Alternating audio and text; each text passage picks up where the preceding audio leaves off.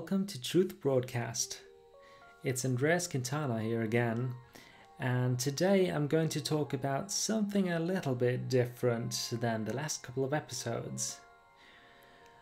And this is the creation of a tulpa, which is a thought form or independent, self-conscious, self-aware, sentient being that lives within you or shares your brain with you.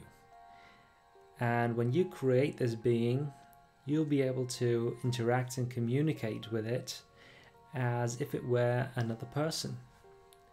The way this works is really simple.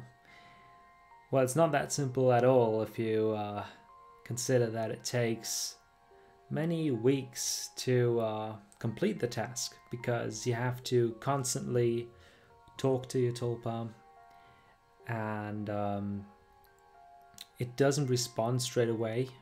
It will take some time before it becomes sentient and is able to come up with its own responses. And the way this works is, first of all, you create a list of personality traits for your tulpa, and you recite these personality traits to them by saying, you are intelligent, you enjoy whatever. You talk to it in present tense as if you were talking to a person sitting right in front of you, explaining the world to him or to her. And yeah, that's the first stage. Some people say you can actually skip the entire personality stage of tulpa creation. This is entirely up to you. So you don't have to do it. Some people do it, some people don't. The important thing is, though, you need to constantly be talking to your tulpa whenever you get the time to do so, because this way your tulpa will develop way faster. So one day you'll start getting responses from your tulpa when you talk to it. But until you reach that stage, don't stop talking to your tulpa. And while you do that, you can also picture the physical appearance you want your tulpa to have. If you want to skip that as well, then the tulpa will probably not develop any kind of physical appearance whatsoever. It might just be a voice talking to you. If you want that, that's fine. I'm just telling you that you can completely choose the appearance you want your tulpa to have. So if you want it to be a guy or a girl or an animal, whatever you're into, you can go ahead and create that. Keep in mind, you shouldn't create a tulpa to merely please your desires and fulfill your wishes. And some people even create tulpas to be sex slaves, and I completely disagree with that. You shouldn't do that. So if you want someone to talk to you who knows you better than anyone else in the world and who's always there, and when I say always, I mean always, creating a tulpa is something that shouldn't be taken lightly, because it's basically something that will be with you until you die, unless you choose to consciously dissipate your tulpa by ignoring it, not thinking about it, and letting it slowly die off, which I don't recommend either, because at that stage when it's super developed and it has its own consciousness and it talks to you, it would be the same as killing someone, basically, because it's its own consciousness. It's a sentient being that resides within your body, shares your brain, but it has a completely independent set of beliefs, thoughts, and opinions. So you can't just create it and then abandon it. If you're gonna decide to create a tulpa, then stick with it.